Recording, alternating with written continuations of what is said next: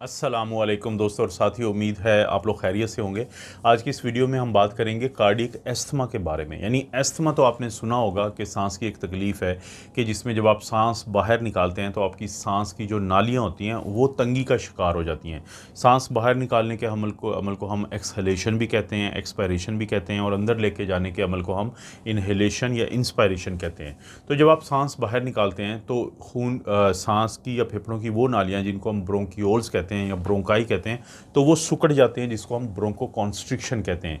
तो जिसकी वजह से या तो डॉक्टर जब वो स्टेथोस्कोप लगा के सुनते हैं तो उनको आवाज़ आती है जिसको हम ब्रोंकाई कहते हैं, ये या फिर बाज़ का आपको खुद या आपकी फैमिली को होता है कि आप जब सांस बाहर निकाल रहे हैं तो आपको सीटियों की आवाज़ें आती हैं, जिसको हम वीज़ कहते हैं। तो ये था एस्थमा, जिसके लिए हम दवाइयाँ देते हैं, और वो जो दवाइयाँ होती हैं वो आपकी सांस की नालियों को खोलती हैं, जिनको ब्रोंकोडायलेटर्स कहते हैं, जिसमें बहुत सारी दवाइयाँ होती हैं। अक्सर मैंने वीडियोज़ इस पर बनाई हुई हैं, लेकिन क्योंकि इस वीडियो का मौजू है कि कार्डियक एस्थमा, अब दमा की तो समझ में आती है, तो ये कार्डियक एस्थमा क्या होता है, यानी इसका मतलब है इसमें कार्डियक यानी हार्ट, इसका कोई ताल्लुक है और बहुत गहरा ताल्लुक है। अगर दमा की अलामात के साथ आप हॉस्पिटल में गए और डॉक्टर ने आपको दमा का सिर्फ इलाज किया और आपको था कार्डियक एस्थमा, और डॉक्टर ने उस चीज़ को नहीं देखा कि कहीं आपको ये जो सीटियों की आवाज़ है, कहीं आपको जो सांस की तंगी है, कहीं आपको ये जो स्टेथ लगा के या टूटी लगा के जो चेक किया गया, इसमें जो ये आवाज़ें आ रही हैं,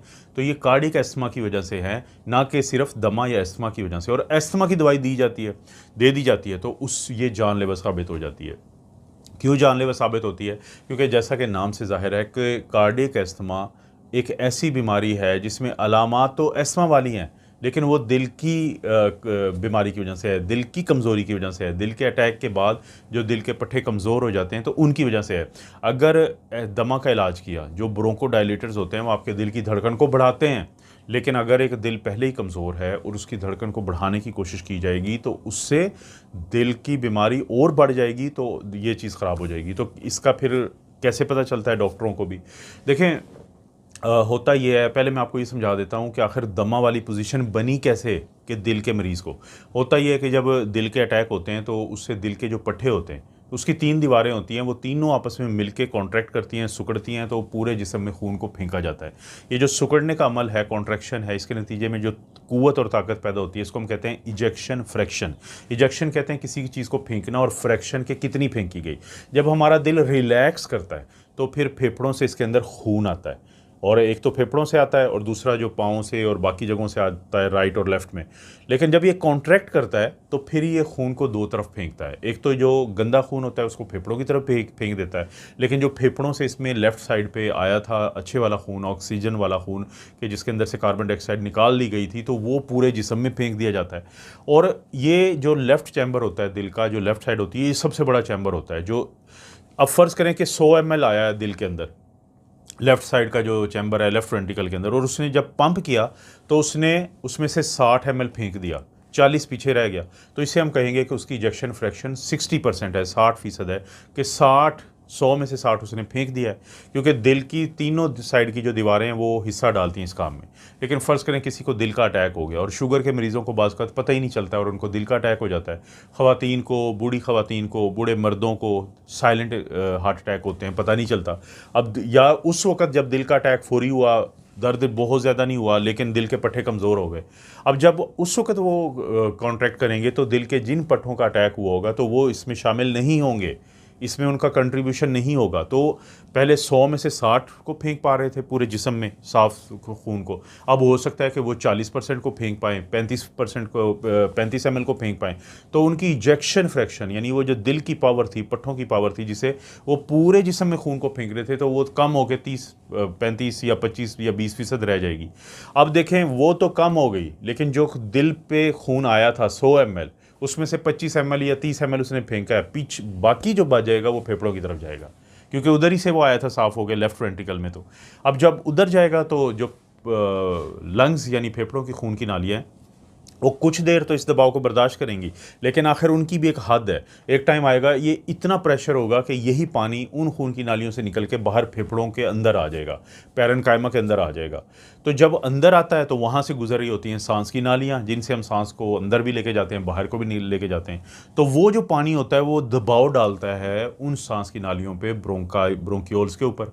अब जो वो ब्रोंकियोल्स के ऊपर प्रेशर डालता है, तो हम जब सांस निकालने की कोशिश करते हैं तो हमारा सांस नहीं निकलता, क्योंकि ये इनके अंदर एक मसला होता है कि सांस की नालियों के पट्टों में, कि जब हम बाहर निकालते हैं तो उस वक्त ये बंद होने के चांसेस ज़्यादा होते हैं। और जैसे ही उसमें बंदिश आ जाएगी, तो चाहे वो दमा था उसकी वजह से बंदिश थी या दिल के बीमारी की वजह से बंदिश है, तो दोनों सूरतों में सीटी की आवाज़ आएगी। आप डॉक्टर के पास पहुँचे, डॉक्टर ने देखा कि एक बंदे का सांस या बंदी का सांस ख़राब है, उसको रात को भी वो बता रहा है कि जी मैं लेटा हूँ तो मुझे सांस ख़राब होता है। इसी तरह से मैं जब रात को सोया हुआ होता हूँ तो मुझे अचानक रात को आधी रात को उठना पड़ता है क्योंकि सांस ख़राब हो जाता है, या फिर कुछ दिनों से मेरे टांगों में सोज हो रही है। तो अब बजाय इसके कि वो दिल के मसले को यानी देखने की कोशिश करे डॉक्टर, तो वो जब स्टेथ लगा के, तो उनको जो आवाज़ आती है वो दमे के मरीज़ों वाली आती है। तो वो क्या करते हैं कि उनको ब्रोंकोडायलेटर, जिसको हम सैल्ब्यूटामोल वगैरह होते हैं, तो उनसे हम उनको भाप देते हैं, नेबुलाइज करवाते हैं। अब सैल्ब्यूटामोल क्या होता है कि ये आपका बीटा, इसको एगोनिस्ट कहते हैं हम, बीटा 2 एगोनिस्ट। तो ये क्या करता है कि ये दिल की धड़कन को भी साथ बढ़ा देता है, क्योंकि उसके ऊपर भी एक ख़ास किस्म का रिसेप्टर होते हैं जिनको हम बीटा 1 कहते हैं, तो मिलते जुलते होते हैं इनसे। तो अब दिल का अटैक की सूरत में डॉक्टर की हमेशा कोशिश होती है कि दिल की रफ्तार को कम किया जाए, ताकि जब कम होगी तो ऑक्सीजन की डिमांड कम हो जाएगी, तलब कम हो जाएगी, क्योंकि सप्लाई मुतासर हुई है। खून की नालियाँ जो कॉरोनरी आर्टरीज होती हैं, जो दिल के पट्टों को खून देती हैं, तो वो उधर कोई ना कोई क्लॉट है जिसकी वजह से दिल का अटैक हुआ है।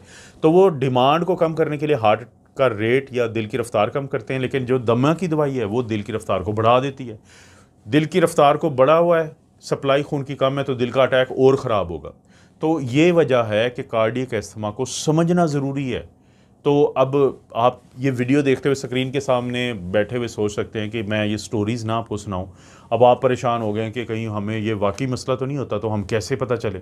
देखें, एक टेस्ट होता है जिसको हम एकोकार्डियोग्राफी कहते हैं। दिल का अल्ट्रासाउंड है, कोई ख़तरनाक शुआएं नहीं है, कुछ नहीं है, ये अल्ट्रासाउंड है। आपको पता है कि अल्ट्रासाउंड तो प्रेग्नेंट ख़वातीन के भी होते हैं, जिनके एक्सरे और सीटी स्कैन करते हुए हमें खौफ आता है कि हमने नहीं करना शुआएं उसमें, तो उनके वो भी होते हैं। इसका मतलब है कि अल्ट्रासाउंड की बुनियाद पर जो टेक्निक होती है उसका नुकसान नहीं है। तो अगर आज ही आप अपने डॉक्टर से बात करें, दिल के डॉक्टर से, या टेस्ट है ज़ाहिर आप वैसे भी करवा सकते हैं एकोकार्डियोग्राफी, इसके लिए कोई नाश्ता ना करना ऐसी कोई शर्त नहीं है।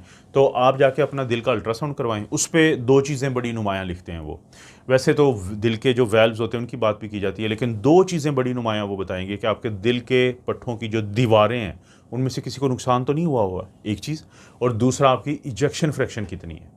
आपकी नॉर्मल है 55% या 60% या उससे ज़्यादा, या कोई 30-35 है। अगर 30-35 है तो आप सीधा उसी हॉस्पिटल में या करीब तरीन किसी भी हॉस्पिटल में कार्डियोलॉजिस्ट या दिल का जो माहिर डॉक्टर होता है उसको दिखाएं। लेकिन अगर आपकी एको ठीक है तो चांसेस यही बहुत ज़्यादा हैं कि जो आपको दमा की अलामात हैं वो दमा की ही वजह से है। तो इसलिए मैं आपसे कहूँगा कि अगर आप अस्थमा के मरीज़ हैं या आपके घर में अस्थमा का कोई मरीज़ है, तो आज ही आपने अपने डॉक्टर से अस्थमा और कार्डियक अस्थमा के फ़र्क को पूछना है, और ख़ुद भी गूगल पे सर्च करना है। इसके ऊपर 2-4 वीडियोस देखें तो आपको समझ आ जाएगी कि क्यों ज़रूरी है दमा के मरीज़ के लिए इस कॉन्सेप्ट को समझना कि कार्डियक अस्थमा ज़रूर क्या चीज़ होती है, और क्यों ज़रूरी है दिल के मरीज़ को ये समझने के लिए, खुदा ना खास्ता कल उनको ये अलामात आ जाएँ तो वहाँ पे कोई मेरे जैसा अनाड़ी डॉक्टर जो है वो ऐसा इलाज ना दे दे कि जिससे उनको नुकसान हो। इस तरह की वीडियोस मैं बनाता रहता हूँ। वीडियो को लाइक करें, चैनल को ज़रूर सब्सक्राइब करें और बेल नोटिफिकेशन दबा दें, हर नई वीडियो का नोटिफिकेशन मिल जाएगा। कोई वीडियो अच्छी लगती है तो शेयर भी कर सकते हैं, ज़रूर करें। अगर इस काबिल है वीडियो को अच्छा सा कमेंट करें। आप अपना और अपनी फैमिली का ख्याल रखें। अल्लाह ताला आपको और आपकी फैमिली को हर किस्म की बुराई, बीमारी और आजमाइश से महफूज रखें।